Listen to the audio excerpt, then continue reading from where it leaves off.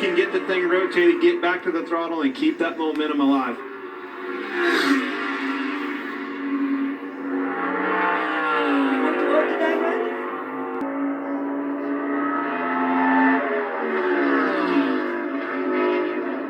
Heard a shift there.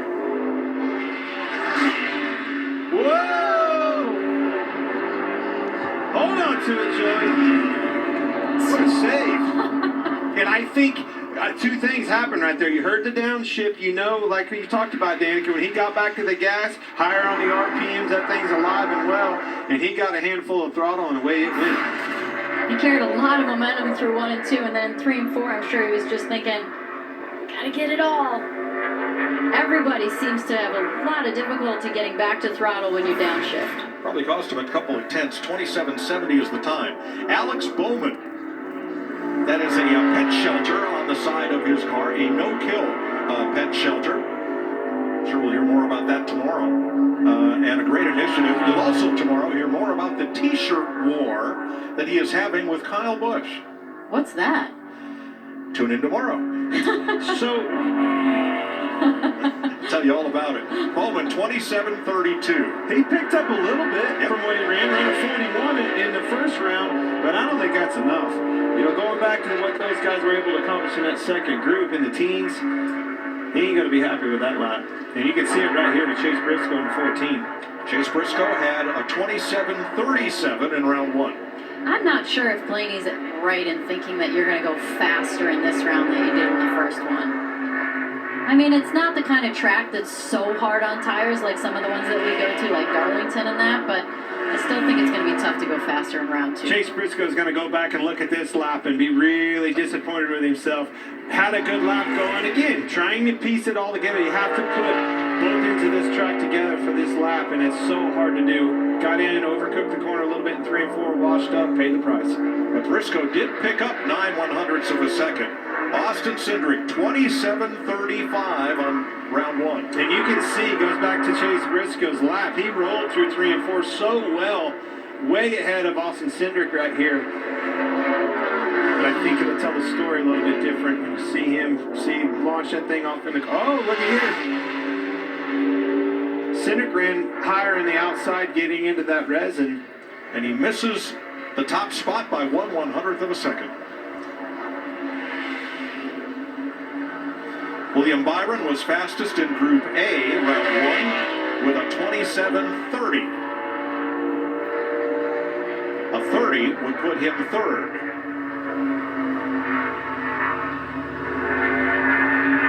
And again, it just takes me back to the job that Briscoe did and getting a good lap in. Man, he really had it rolling. And then watch right here. You can see William Byron start to catch him. Couldn't get that thing rotated. William did. Rest is history, driving off in the sunset. Top of the board, 27.21. That's a pickup of 9/100ths for William Byron. So 27.21 is the time to beat with 5 cars. Clint, you called it. He was it. motivated from the weekend before. He's a good short track driver. What are you calling here? I think a much needed lap, you know, and I think that's so important to this 11 team right now, and I think he's going to give it to him. 27.18 in round 1. If he backs that up, he's fastest. We shall see.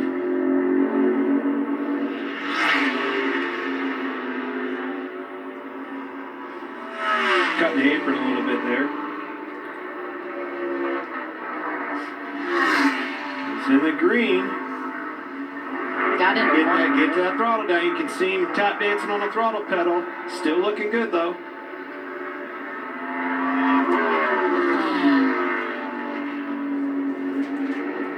That's that same line that Larson ran in the start of qualifying there, or the round 1. He went to the bottom, and then he used all the road coming off and got on the throttle, didn't downshift, so he didn't have that jolt from the rear when you get on the throttle, and there you see it. Well, the thing I saw the most was the discipline getting into 3. He didn't overdrive that turn 3. took care of business, just kind of floated it off in there, got it rotating down on the gas, and really, I think, was what made the biggest difference in his lap versus William Byron. Well, you can really secure the car by going in low. You know, you get the wheel, get it turned down, and, you know, if you're a little bit loose on entry, it can help that. But discipline plays such a role. If you're going to make that call and run the low line, you cannot overdrive the corner and miss the bottom. Larson 27.177 on his first lap.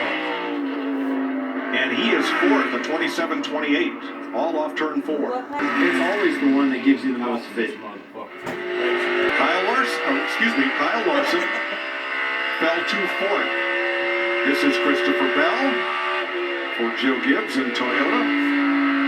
27.17 in round 1. In the break, he looks so young. The corner everybody's having trouble with. See, his car just wasn't pointed quite as good as that 11 of Denny Hamlin. And that's so important in the center of the corner, trying to get rotated where you can get back to the gas. Because if it's not pointed, now you're forced to get back on the gas with a handful of wheel in it. The car wants to get loose, making that left rear light. Point is such a big deal here. You can literally visibly see it. He'll end up in the top 5, 1/1000th slower than William Byron. Eric Almirola, 27.159 in round 1. And these SHR cars haven't been qualifying well. Both Eric and his teammate Chase Briscoe making this final 10 round. I think that's a big shot in the arm to their organization. But will it put him on the front row?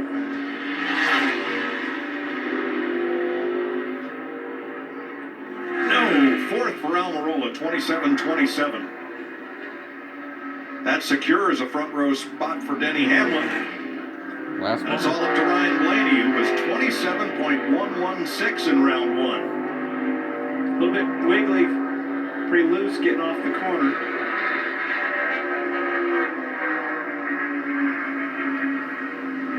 He entered high, got that thing rotated good, got to the gas. Can he keep the throttle down? Now it's all about do not go down here and throw it away. Don't overdrive this corner. He floated off. She's going to drive off into the sunset. Great lap. And Blaney, 27.127. Wins the Busch Light pole. Okay, well, I was technically right. He's 100th slower than his previous. So he he didn't need backed it to go faster, but he needed to go by just as fast. Well done. Regan? Regan. Oh, Mike, we stood there watching the lap just a moment ago with Denny Hamlin. You're watching the ghost car, and I saw you kind of get a little cringe as he went into turn 3 there, but nonetheless, a good lap for you. Needed a little bit after practice, and you guys found it.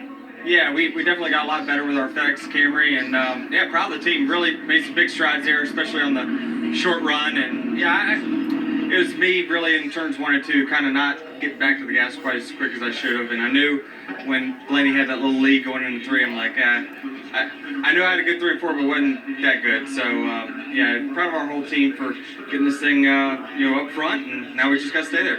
This track's going to evolve a lot tomorrow. Top, bottom, different lanes, different places you guys need to run. How do you prepare a race car, and how do you overnight figure out what you want to do as a driver? Well, I mean, we got good, decent practice time where we felt like I was able to move around and kind of figure out where the grip is, and the top lane is just so dominant right now with grip that you're going to have your car working up there. So hopefully we've got the track position now. We just got to keep it up there. Good luck, Andy. Thanks. All right, we'll talk to that fella in the background next. Ryan Blaney has won his 7th career pole.